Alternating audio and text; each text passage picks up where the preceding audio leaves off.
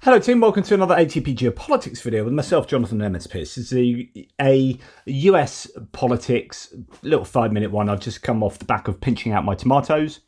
I hate the smell of tomato plants on my fingers. Yeah. Anyway, I thought I'd talk to you about a poll very quickly. It's just come out. So there has been a new polling memo that's oiled the gears of a drive by top Democrats to drop President Biden as party nominee ahead of the November election, reports the Daily Beast here on Yahoo News. Put together by Blue Labs Analytics, the document shows the alternative candidates currently have an average 3-point lead on the president, and it has been widely circulated among officials behind efforts to push him out, Politico has reported. So results come from interviews with more than 15,000 voters in 7 battleground states, including Pennsylvania, where rival Donald Trump was the target of an assassination attempt on Saturday. Oh my goodness, come on, sort it out. And where the Republican VP pick J.D. Vance will now be stationed for the next few months in an effort to challenge blue wall support. So there's targeted emphasis from the Republicans on Pennsylvania, and so the Democrats will have to do something about this. Okay, we'll talk about that in a second, but here's a quote from Politico from a top Democrat. The shooting clearly helped the strategy of Biden's team to run out the clock, but it's not over. Senior Democratic leaders have not changed their minds that Biden needs to get out. I think a final push will come once the Republican convention ends on Thursday. Further insights from the data include that most voters are looking for a fresh face, with the memo stating, quote, those more closely tied to the current administration perform relatively worse than other tested candidates. Okay, my position strategically, if I was a Democrat strategist, would be to energize the campaign.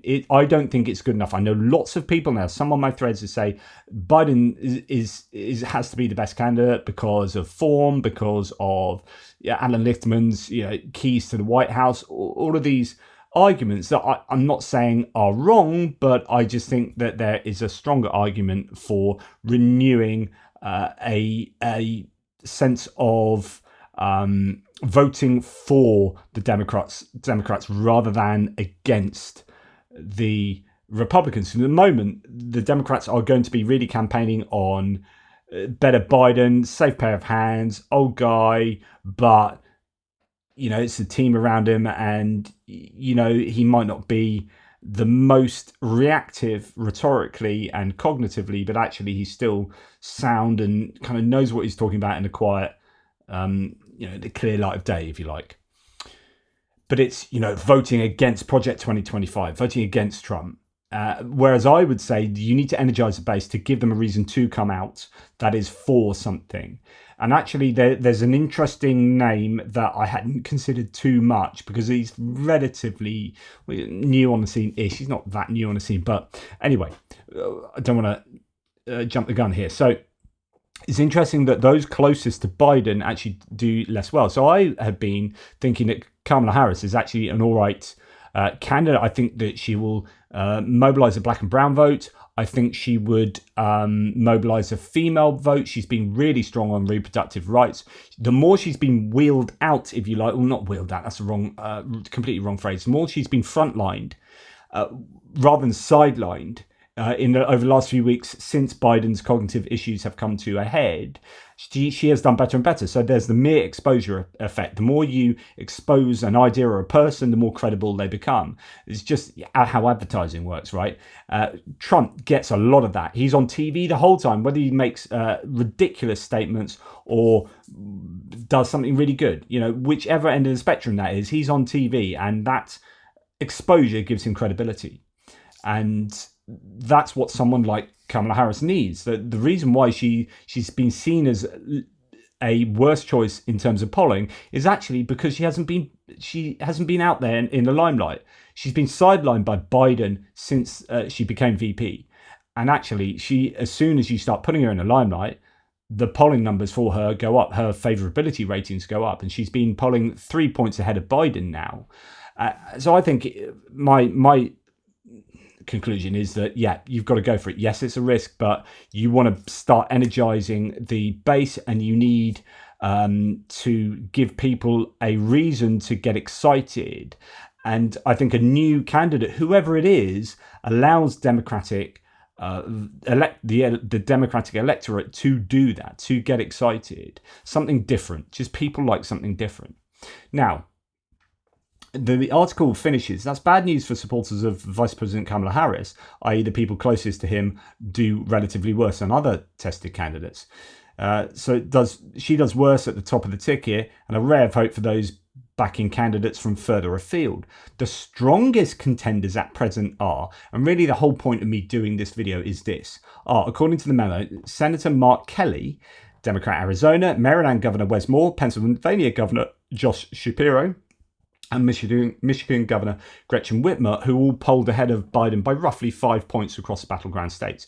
Quote, quiet efforts continue to urge the president to step aside, and Team Biden remains dug in, a source told Politico. So I think Biden is proud. He is, I think, to a degree, intransigent, and I don't think he will go easily. But I've come around to the idea that Senator Mark Kelly might be an absolutely brilliant choice. Why is that? So who is Mark Kelly? If you don't know, he's a senator of Arizona. Now, he is married to Gabby Giffords. If you remember, when was it?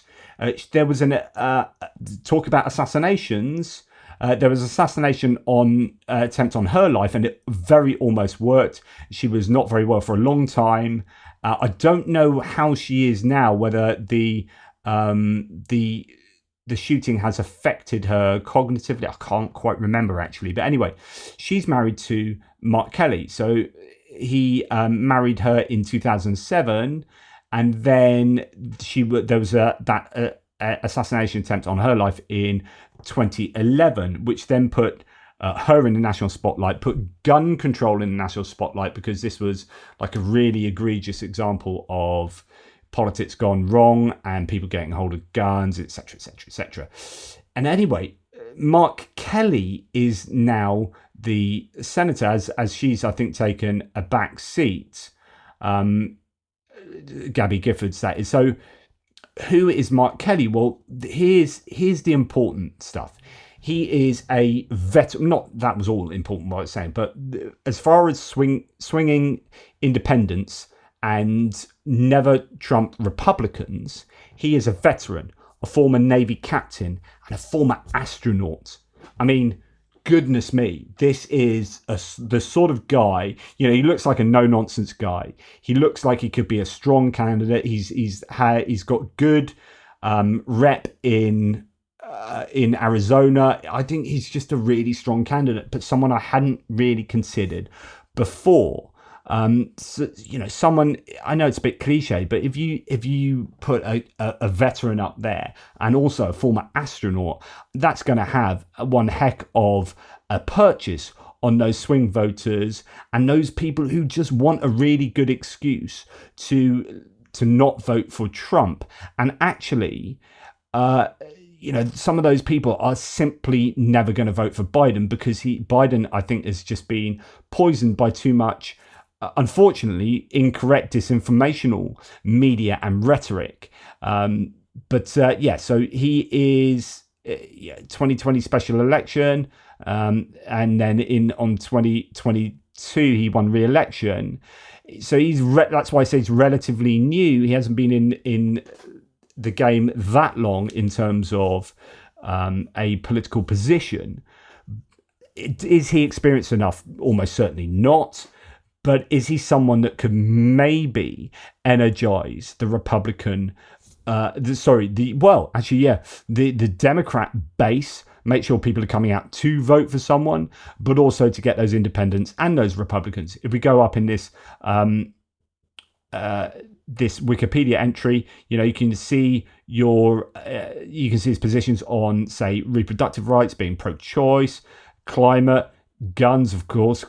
He became an outspoken advocate for gun control following the attempted assassination on his wife. And here's the thing, something like that, if you're taking gun control to independence and sensible gun control, not kind of like confiscate all guns, but do we need these stocks and assault rifles and so on and so forth, and proper background checks? If you have someone whose wife has been almost assassinated by someone with a gun, then you are going to have, I think, a lot more purchase with some of those people who might be otherwise very reticent to change their mind. Second Amendment advocates, you're not going to appeal to those people, but other people somewhere in the middle, someone like Mark Kelly could be the right guy for that. He voted for the Bipartisan Safer Communities Act in response to the Robb Elementary School shooting in Uvalde in Texas. Healthcare, building on affordable healthcare, and so on and so forth. Immigration, not too much information there, but I think this is the sort of person that would be absolutely perfect for appealing to independents and never Trump Republicans. Otherwise, you're going back to other options like Gavin Newsom. The problem is Gavin Newsom is California. And I was thinking about this, although it's quite easy, you either don't have to move, you can do some funky stuff to do with delegates and not having the California delegates vote, but you can't have two people from the same state. So, if he has to move, then so be it. But actually, what that might give is a little bit of ammunition that the Democrats are just full of California elites. If you have two people, Harris and Gavin Newsom, if he was running under Harris, that was one of the options I was thinking. Or him himself, but with maybe someone else as vice president. I don't know. He's an option. Gretchen Whitmer. Josh Shapiro is probably, I think, one of the really strong candidates in this whole pool of candidates as well. He's got a good track record, but I think Mark Kelly could be an interesting one. So watch out for that name. He might start popping up more and more. If these sorts of polls are replicated, it's going to be a mixture. Well, there are three elements to Biden getting a sense of really what's going on. One is polling data that he can't deny. At some point, you can't keep going, I don't believe the polls. Right, the polls are coming from internal and external polling, and they're suggesting that Biden's not got a good chance compared to other people in the Democratic Party. Then he will pay attention to that. The other things that you should tell him are donors. So if donors start pulling their money, which is happening, even those who have committed pledge money, if they're freezing those pledges, such as the $91 million to the Biden-Harris campaign, if that starts getting frozen or people aren't giving donations, then that is dangerous grounds, because then they can't afford to campaign effectively. And the other one is lawmakers. So if lawmakers come out more and more against Biden, eventually there will be too much of a, tidal wave of, it might not even be a tidal wave, just this growing sense of Biden not being able to run without the full backing of all of that, like, data and those people and entities. So I think all of those three are growing in intensity in terms of polling, donors, and lawmakers coming out. So it's interesting times coming up. Some people, many Democrats are saying, look, it's too close. The UK and French elections were called and ran in like a month. You've got plenty of time. There is plenty of time. Just because you're not used to doing that, it doesn't mean it can't be done. I think there's plenty of time to whip up a really strong, energized Democratic base and try and get those all-important independents, get the black and brown voters mobilized, and get some of those never-Trumpers on the side as well, with some strong rhetoric on foreign diplomacy, foreign policy, which I know that people don't vote on foreign policy, but some of those never-Trumpers might. Some of those people might be sold on some strength in the foreign policy domain. But it's going to be interesting to see how this develops over the next days and weeks. Anyway, thank you very much. Take care. Speak soon.